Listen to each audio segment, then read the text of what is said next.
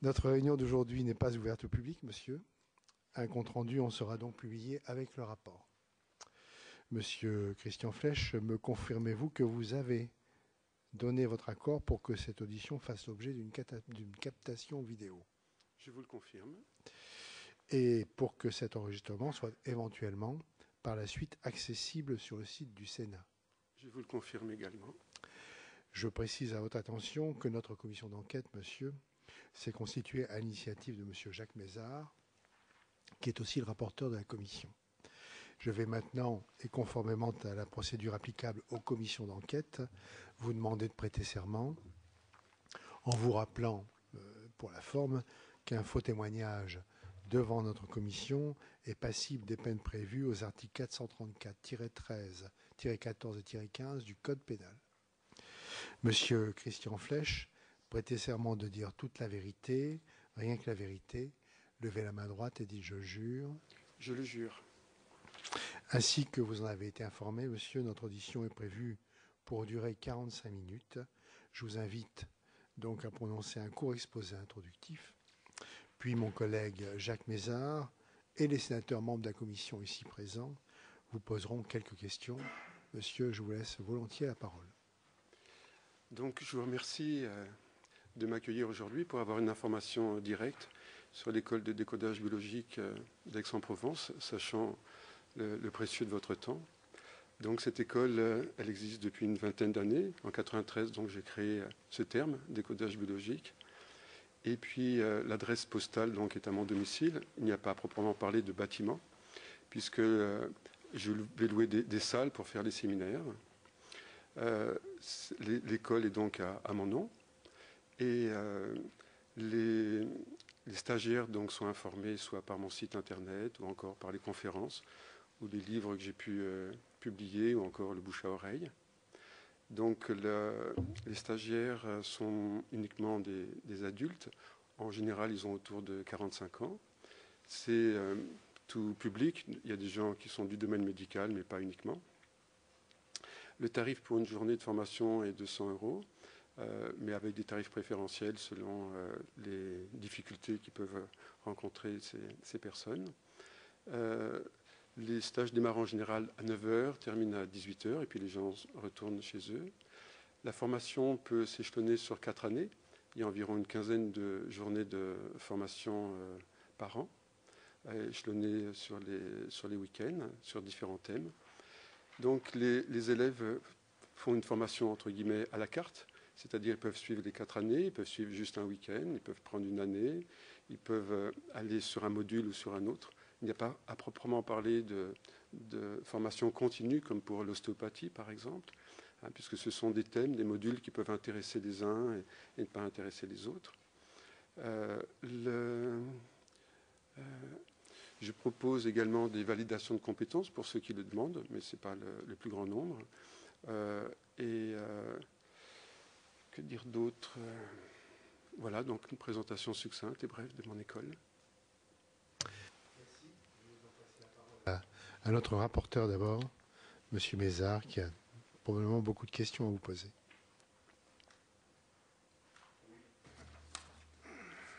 Merci, Monsieur le Président.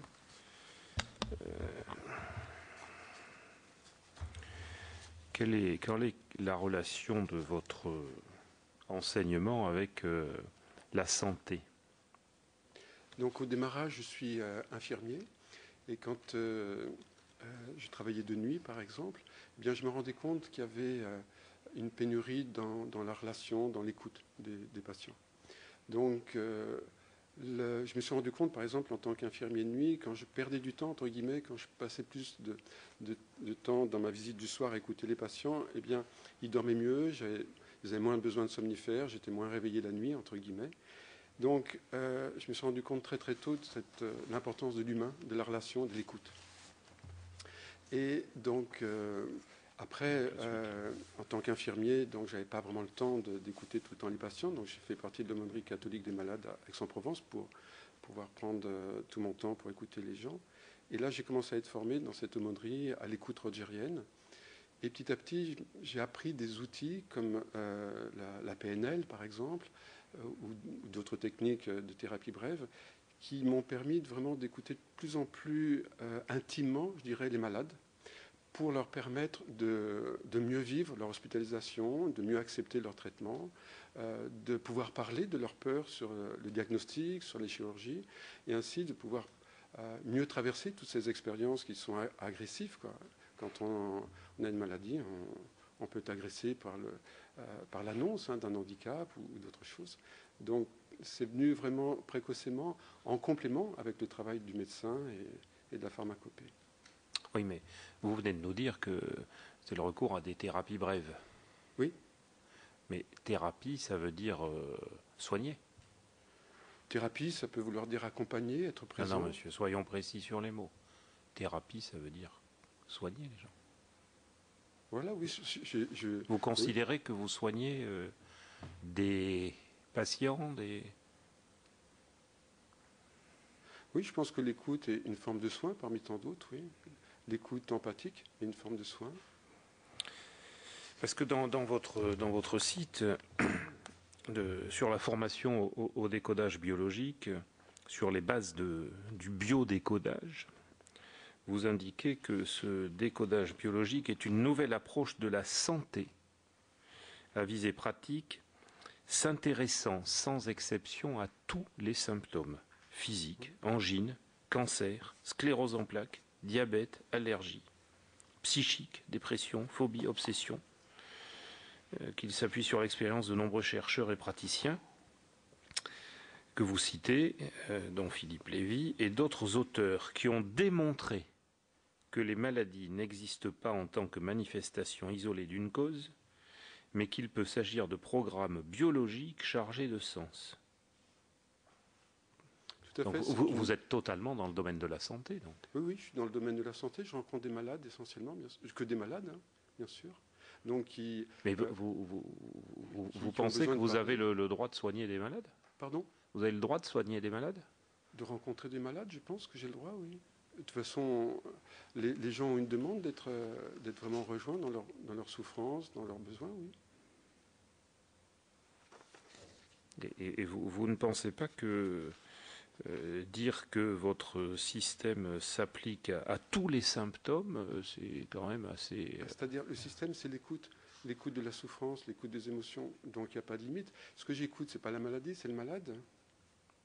Donc, bien sûr, il n'y a pas de limite. S'il y a une limite, c'est les personnes psychiatriques. Ça, je n'ai aucune compétence pour rencontrer quelqu'un de psychiatrique. Mais quelqu'un, voilà, qui a un cancer, qui a une chimiothérapie et qui a peur, bah, il vient me parler de ses peurs. Oui. Donc vous vous adressez à des patients. C'est-à-dire ceux qui viennent me rencontrer, qui ont une demande. Alors, pour être plus simple, je vais leur permettre d'exprimer ce qui n'a pas été entendu ailleurs. C'est-à-dire si, auprès du médecin, il y a cette écoute, s'il en a le temps, hein, l'écoute de leurs émotions, de leur vécu, bah, très bien. S'il y a un psychologue dans le service qui fait ce travail, bah, c'est très bien. Maintenant, s'il y a quelque chose qui est en eux, qui n'a jamais pu être entendu, verbalisé, eh bien, qui trouve un espace auprès de moi ou de mes élèves, la personne, elle s'en trouve que mieux. Je vous cite sur émotion, histoire personnelle et créativité, atelier 2013. Vous pourrez saisir les ressorts cachés de la mise en maladie et de la mise en guérison grâce à une grille simple qui va à l'origine de nos maladies. Vous pouvez nous expliquer ça? Donc c'est des hypothèses, hein. C'est des hypothèses de travail, j'ai aucune certitude, ce que j'écris par ailleurs aussi. Hein. Donc si vous voulez, suite aux travaux de Freud, hein, qui va parler de la conversion psychosomatique, sans être médecin, en étant au cours de la cure psychanalytique, il parle que les drames... Vous venez de nous dire que vous n'étiez pas du tout compétent en matière de psychiatrie. Ah non, pas du tout. Oui, non. donc vous l'êtes en matière de psychanalyse. Pas du tout non plus. Non, je parle de l'histoire de l'accompagnement des malades. Non, je ne suis pas psychanalyste, je n'ai pas fait de psychanalyse moi-même. Donc, Freud, lui, va parler de la conversion psychosomatique, c'est-à-dire, clairement, il dit, voilà, quelqu'un a vécu un drame, et puis ce drame, il se transforme dans des rêves, dans des cauchemars, dans des lapsus ou dans des maladies. Donc, je pense que c'est un fait acquis. Hein, quand il va parler, je sais pas, du stress, ou Sellier, hein, le professeur Sellier, au début du siècle dernier, parlait de tout ça.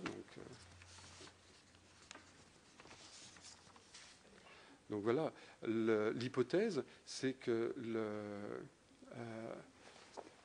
l'émotion a une grosse importance au niveau de notre système neurovégétatif. C'est l'hypothèse confirmée par certains chercheurs, dont Sellier par exemple.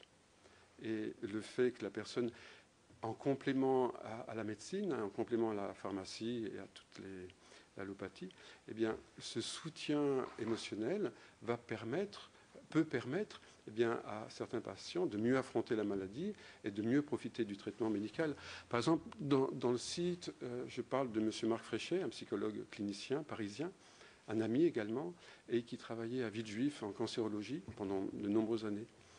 Et ce psychologue clinicien, eh bien, il a vraiment fait un travail de statistique auprès des malades cancéreux, auprès du soutien qu'il avait. Et il s'est rendu compte que grâce à ce soutien qu'il avait, cette écoute, eh bien, les gens réagissaient mieux à la chimiothérapie. Hein, il a regardé les chiffres d'amélioration, de rémission par rapport à la maladie cancéreuse. Et les chiffres montrent eh bien, qu'il y a une amélioration hein, de la réaction au traitement. Monsieur. Bon, j'essaie de comprendre. Oui. Quel est votre rôle par rapport à des patients? C'est simplement de les écouter? Oui. Oui, c'est une écoute empathique, c'est une écoute profonde. C'est le décodage biologique tel que moi je l'ai pensé il y a 20 ans, c'est simplement un complément à la médecine et à la pharmacie je suis pour précis. créer un espace concrètement. Je viens vous voir. Oui. Bon. Vous m'écoutez. Point. Oui. Vous m'écoutez, c'est tout. Je vous écoute, oui, mais d'une manière émotionnelle, c'est pas juste d'une manière mentale ou intellectuelle. C'est qu'est-ce qui se passe, vous, dans votre corps? Vous avez tel symptôme, et puis depuis quand ce symptôme? Qu'est-ce que vous vivez en ce moment de difficile? Et puis voilà, les gens commencent à parler de secrets émotionnels, et s'en trouvent mieux après. Et puis il y a des personnes qui vont parler de leur vécu de la maladie. Hein. J'ai été opéré d'un écollement de rétine, par exemple, il y a quelques temps, de l'œil droit. J'ai été opéré 8 fois.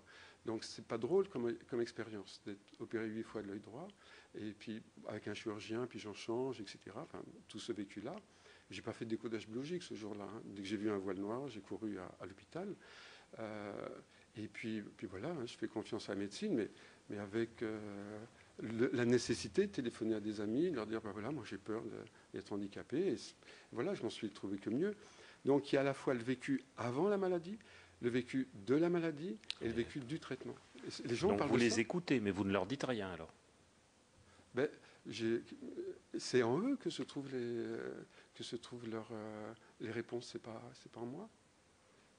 Donc votre enseignement, c'est d'écouter les gens. Une grosse partie, ça va être d'écouter les gens non, mais en grosse partie, et des hypothèses. Il y a également des hypothèses. Vous ne dites rien Le moins possible. Le moins possible. Ma question est précise.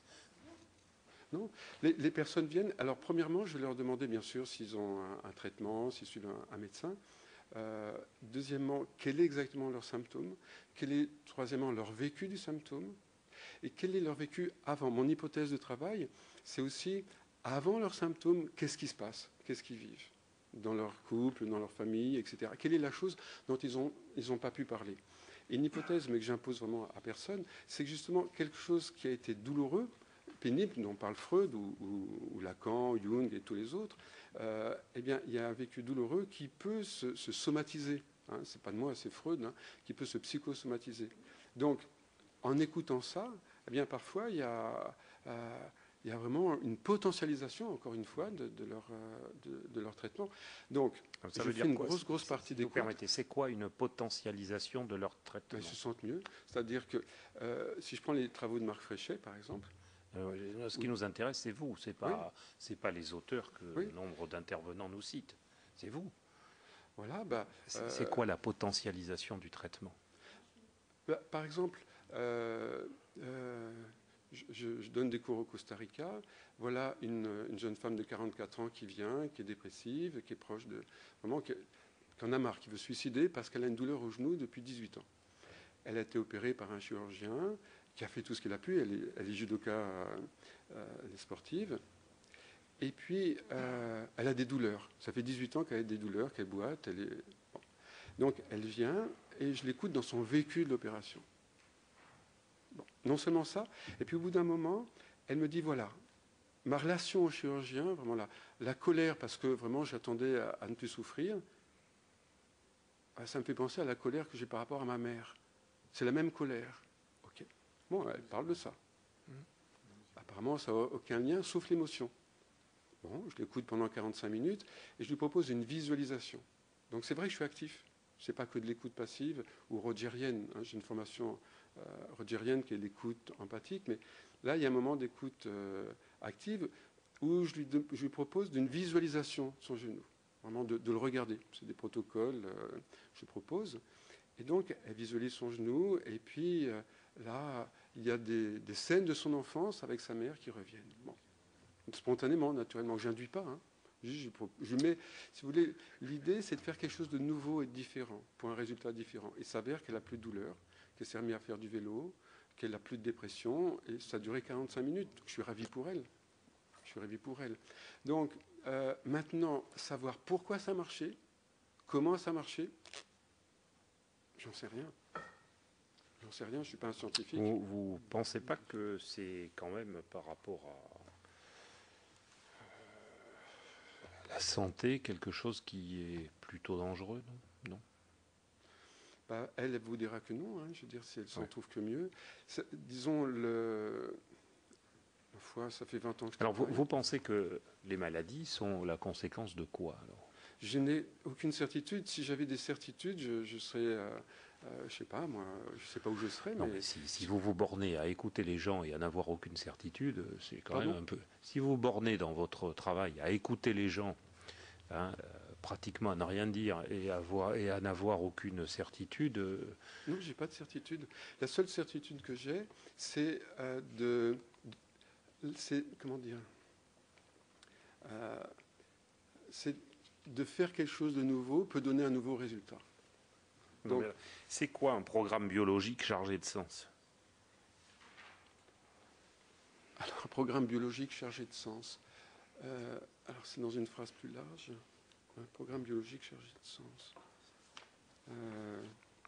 Par exemple, pour cette femme du Costa Rica, à quoi sert le genou? L'hypothèse que je n'impose à personne, c'est voilà, à quoi sert le genou pour cette femme? Ou quelqu'un qui a un problème de peau. À quoi sert la peau? Par exemple, à quoi sert la peau? Si on parle souvent en psychosomatique de l'asthme, l'ulcère à l'estomac qui serait d'origine nerveuse, ou l'infarctus, le complément que je propose, c'est à quoi sert la peau? La peau sert à toucher, à être touchée. Et donc un enfant qui vient avec de l'eczéma, un problème de peau, quel est le programme biologique chargé de sens de la peau? C'est de toucher. Oui, d'accord. Donc, l'écoute de cet enfant ou de ce malade atteint d'eczéma va être centrée sur la séparation, la perte de contact. Encore une fois, c'est une hypothèse, parce que si j'ai une certitude, je ne suis plus dans l'écoute. Je vais être juste en face de... Remarquez que c'est assez simple, au moins. Ça, au moins, vous ne prenez pas de risque. Pardon? Je dis, vous ne prenez pas de risque. C'est assez simple comme procédé. Il ne faut pas avoir de certitude. Ouais. C'est ce que j'enseigne à mes stagiaires, avec la notion du conflit de Procuste. Vous demandez à quoi sert la peau, à quoi sert l'œil, à quoi sert la rétine. Mais moi, ce que nous nous demandons, nous, c'est à quoi sert le décodage biologique.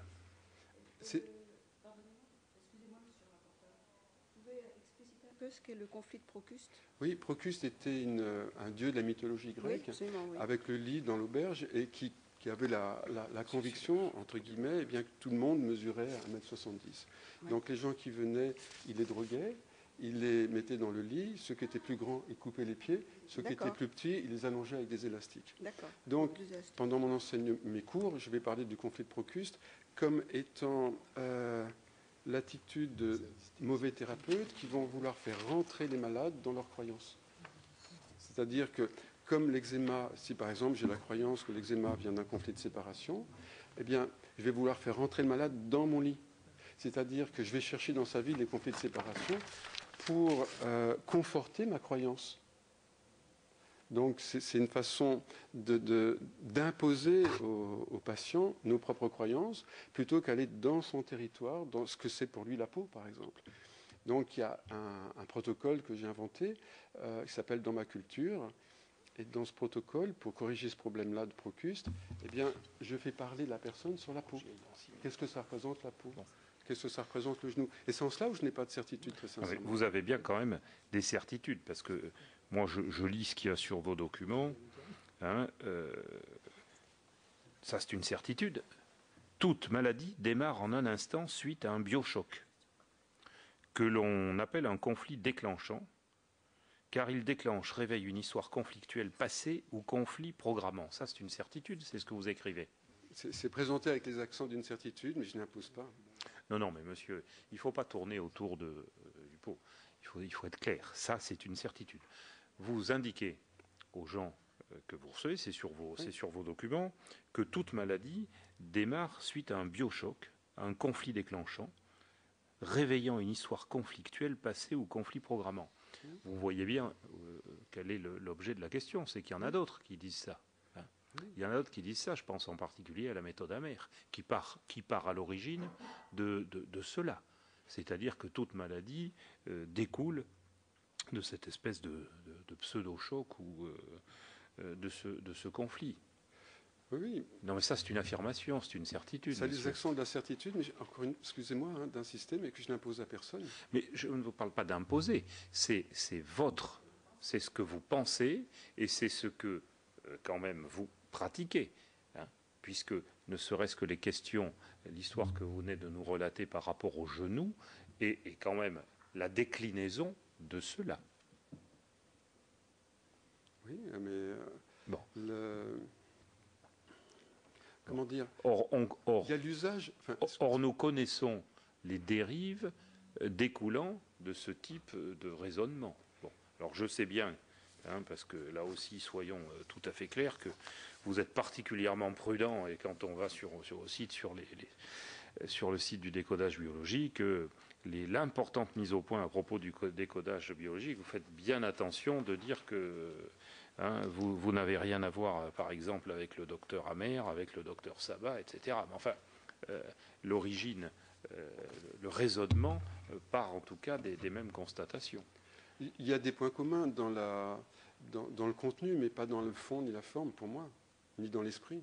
Mais est-ce que vous êtes conscient quand même des dangers? Parce que nous, il ne s'agit pas d'intervenir sur ce que les gens pensent, sur ce qui nous intéresse, c'est de voir quelles sont les méthodes, les comportements qui entraînent des conséquences néfastes au niveau de la santé pour nos concitoyens. Bon. Or, cette constatation que vous faites et cette déclinaison peut amener des malades, puisque vous nous dites que quand même vous recevez des patients, des malades, à avoir des comportements dangereux. Et d'ailleurs, vous faites très attention dans vos dernières mises au point à dire que il n'y a pas de promesse de guérison, que ça ne remplace pas une consultation avec un médecin ou un autre professionnel. Donc on voit là un comportement ultra prudentiel maintenant. Enfin, et si vous avez fait cette mise au point, c'est pas pour rien. Excusez-moi d'insister, mais c'est pas un calcul si j'ai écrit ça. C'est vraiment, à un moment donné, donc moi je travaille de la façon dont je veux vous expliquer là maintenant, et puis effectivement on me dit, ah tu sais, tu es cité à la Miviludes, truc machin, etc. Je regarde, bon, je suis vraiment étonné. Donc j'étais obligé de dire ce que je fais, mais j'ai pas changé ce que je fais. Parce que, très sincèrement, quand je suis face à un patient, il n'est pas question de le rendre dépendant, il est question de le rendre autonome et adapté à la société. C'est quand même deux objectifs fondamentaux de tout accompagnement. Je veux dire, si je le rends dépendant de moi, je veux dire, je ne suis pas thérapeute. Je veux dire, ça n'a pas de sens. Vous n'êtes pas thérapeute. Et il faut le rendre adapté à la société. Monsieur, vous indiquez vous-même que le biodécodage est une nouvelle approche de la thérapie. Oui. Alors vous en faites de la thérapie ou pas? Vous nous avez dit tout à l'heure que vous faisiez de la thérapie. Ça dépend quelle définition on donne aux choses. La thérapie, la thérapie, le soin, l'accompagnement, oui, on peut appeler ça. Oui, les gens y viennent et puis ils viennent avec tout leur paquet, tout leur inconscient et puis je les mets en face d'eux-mêmes, en face de cela. Je les mets en face d'eux-mêmes. L'objectif, c'est que mes outils soient à leur service, encore une fois. Et c'est ça qui se passe. C'est ça qui est fascinant, c'est que pour moi, ça c'est fondamental de rien leur amener, c'est-à-dire de ne pas créer de dépendance. Et en fait, ma conviction, si j'en ai une, c'est qu'en eux, ils ont vraiment des ressources. Et comment les stimuler, ces ressources-là? Voilà, vous considérez que par les entretiens que vous avez avec ces malades, vous avez un impact positif pour leur permettre de guérir. Guérir, non. Je crois que c'est vraiment on n'a pas de maîtrise. On n'a pas de maîtrise sur la guérison de l'autre. Ça se saurait, je veux dire, si je guérissais les gens. Je n'ai pas de maîtrise sur la guérison. C'est pour ça que je parle d'accompagnement. On peut parler de soins, on peut parler de thérapie, c'est vrai. Mais je ne peux pas dire je guéris les gens. Ça, c'est pas un terme que j'aime, que je pratique, que j'utilise. Mais il se passe des choses. Si je suis toujours thérapeute et je refuse des patients aujourd'hui, c'est que depuis 20 ans, eh bien, il y a un bénéfice pour eux. Il y a un bénéfice.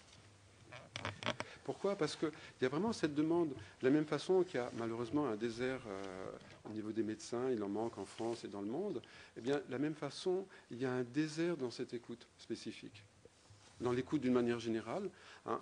Alors, bien sûr, c'est bien la modernité de la médecine et de dire, voilà, que j'ai un décollement de 30% de ceci, cela. Ok, bon, c'est intéressant. Mais maintenant, il y a aussi une rencontre qui fait cruellement défaut à beaucoup de patients et qui, depuis 20 ans, il y a un mieux-être, il y a un confort, il y a des améliorations qui se passent sans que je puisse affirmer que c'est de mon fait ou de toute autre chose.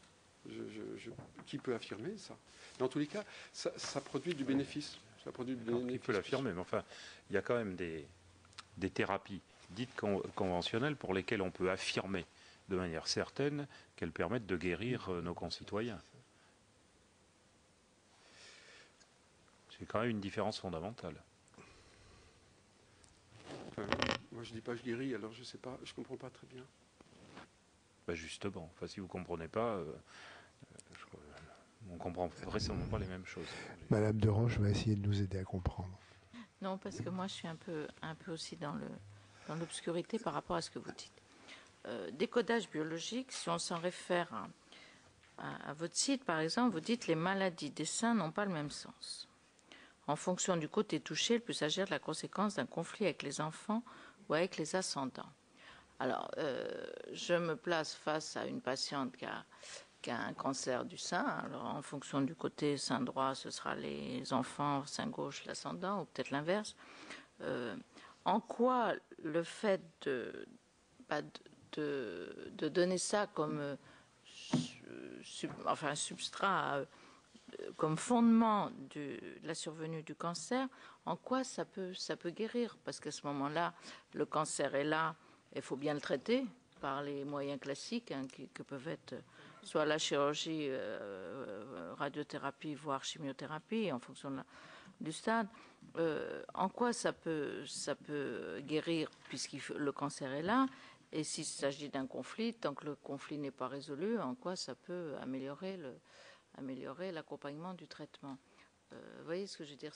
Dans mon esprit, c'est pas clair du tout, votre décodage biologique. Alors, est-ce que vous pouvez nous éclairer sur un cas très précis comme celui-ci? Encore une fois, donc, je ne vais pas guérir la personne. En quoi ça l'aide de savoir qu'il y a un conflit derrière? Ok. C'est déjà pas rigolo, si en plus on se culpabilise parce qu'il y a eu un conflit derrière. En fait, dans l'expérience, ça ne culpabilise pas ces femmes.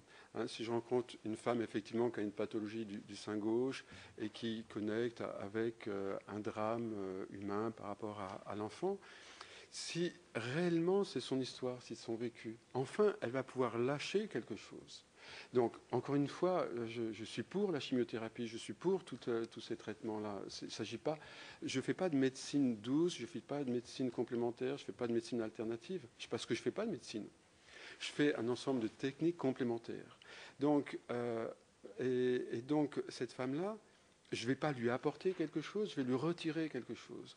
Donc, elle a déjà le drame d'avoir ce cancer, parfois d'être isolée de la famille à cause de la chimio ou que sais-je, ou des conséquences de perdre ses cheveux et que sais-je.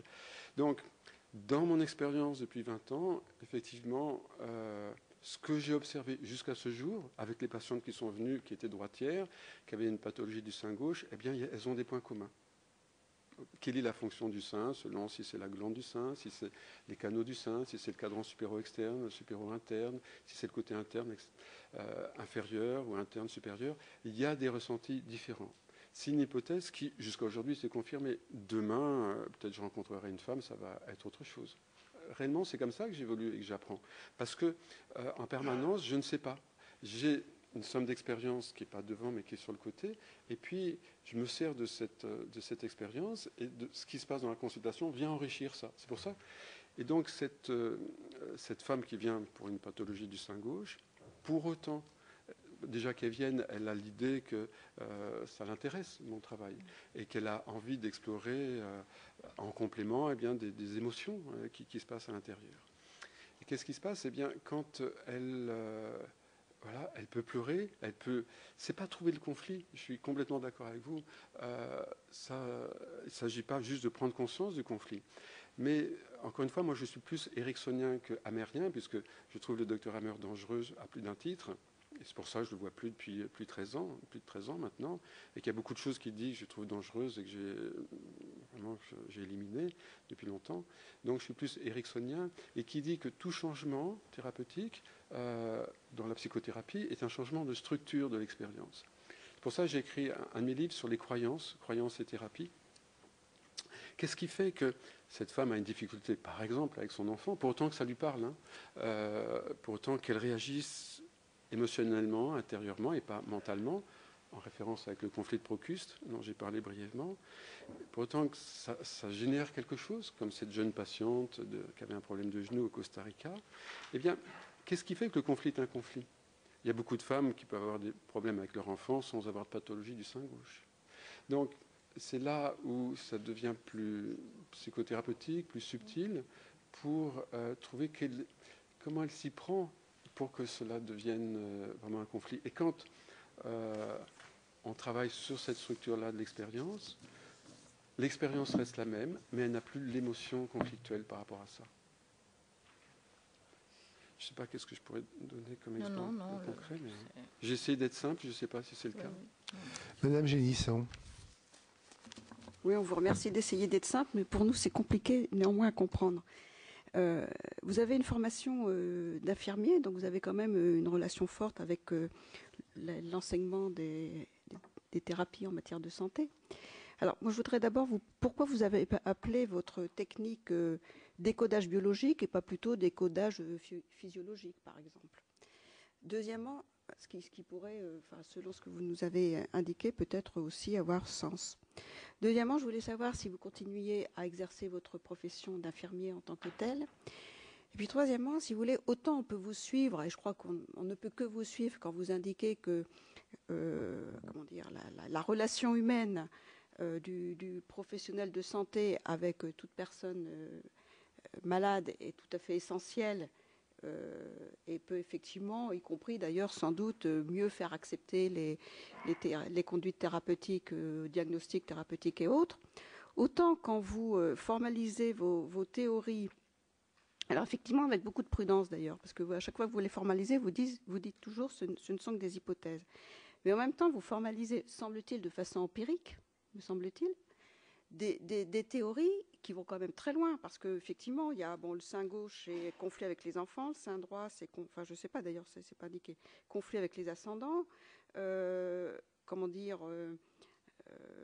après il y a des douleurs à droite, ça peut avoir, c'est quelqu'un qui n'accepte pas ce que je veux, si elles sont à gauche, je me sens coupable de refuser de faire ce que l'autre me demande. On est quand même dans des propositions qui sont très précises et qui sont quand même très surprenantes en même temps. Donc j'ai envie de savoir comment vous construisez. Est-ce de façon empirique? Est-ce par rapport à des théories que vous assimilez? Comment vous construisez vos conduites? Et après, comment l'enseignez-vous? Parce que vous n'êtes pas seulement thérapeute comme vous nous l'indiquez, mais vous êtes également enseignant. Alors comment ça marche? Parce que c'est vrai qu'on a quand même un peu de mal à comprendre, j'ai envie de dire. Donc donc la première de vos 3 questions, donc j'ai appelé à l'époque, fin 93, donc décodage biologique, parce que j'avais programmé une conférence pour faire part de tout ce que j'avais appris d'intéressant à cette époque-là.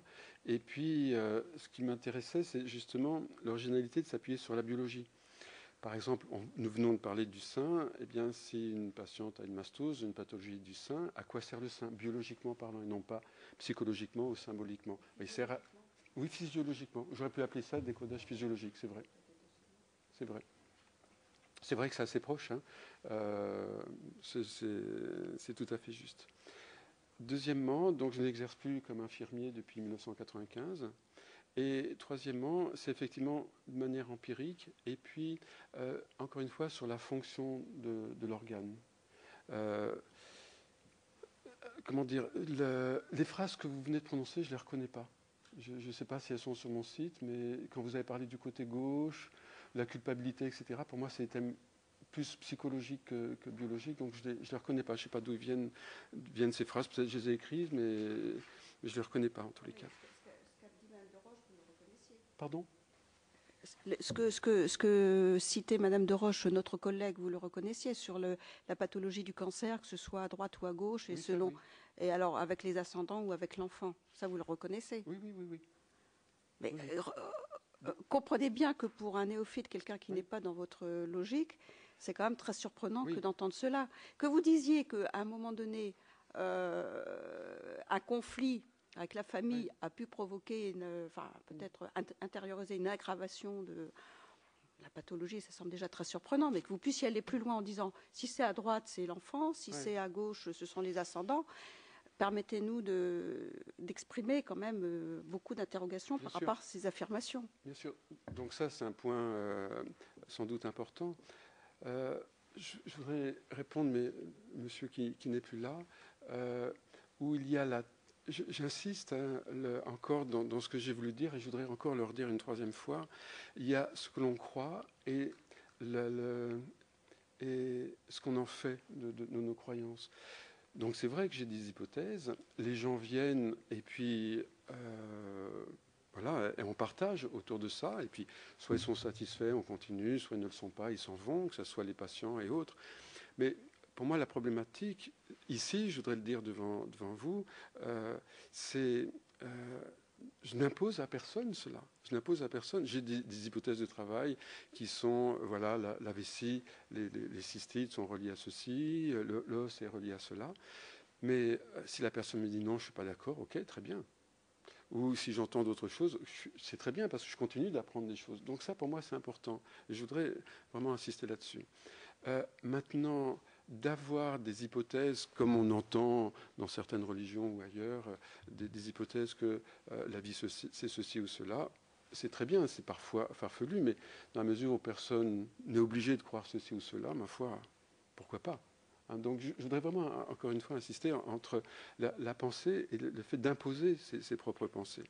Donc, maintenant, lorsque depuis 20 ans, je me rends compte que toutes les patientes que j'ai vues pour une pathologie donc, du sein gauche avaient quelque chose en commun, et qu'à chaque fois qu'elles pouvaient s'exprimer sur cette chose-là, la plupart, en tous les cas, je ne vais pas dire toutes parce que je n'ai pas la mémoire de toutes, mais elles se trouvaient que mieux, elles pouvaient lâcher vraiment un stress, et voilà, elles avaient une satisfaction, je dirais, émotionnelle.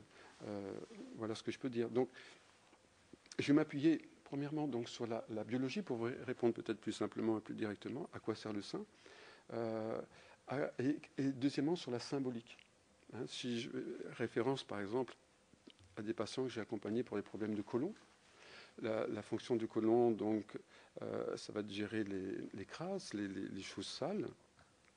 Et donc, je rencontre chez ces gens-là, eh bien, des émotions, vraiment, il y a quelque chose de pourri dans ma vie. Et puis la symbolique où j'ai rencontré des gens, mais c'est comme ça, je ne peux pas le dire autrement, hein, qui ont des problèmes de côlon ascendant, avec des conflits avec l'ascendant, bon, du côlon descendant, avec des conflits avec les descendants. Et il s'avère qu'il y a voilà, une espèce de... Oui, oui, oui. Ça dépend de quelle partie, si c'est la partie ascendante ou descendante.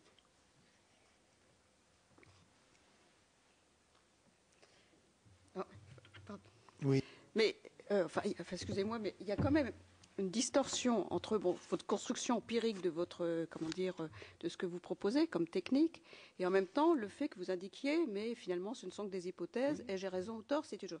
Mais alors comment pouvez-vous concevoir d'enseigner? Parce que si on doute, bon, à la limite que vous proposiez aux personnes qui viennent vous voir, que vous fassiez ces propositions et ces prises en charge, bon, pourquoi pas, mais si vous doutez à ce point de ce que vous avancez, que vous avez construit de façon empirique, comment pouvez-vous l'enseigner? En incluant en permanence le doute, parce que, je l'ai dit au début, hein, si je suis dans mes certitudes, je ne suis plus dans l'écoute.